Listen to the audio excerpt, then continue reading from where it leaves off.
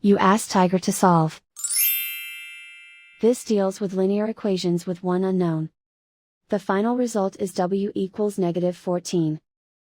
Let's solve it step by step.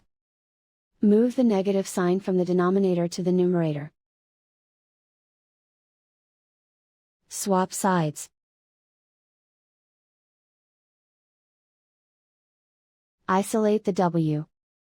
Multiply both sides by 7. Group like terms.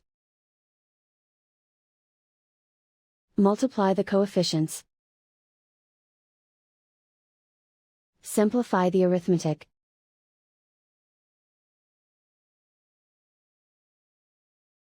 Convert the w into a positive number.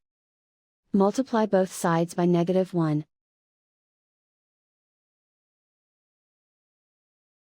Remove the ones. Simplify the arithmetic. And so the final result is w equals -14.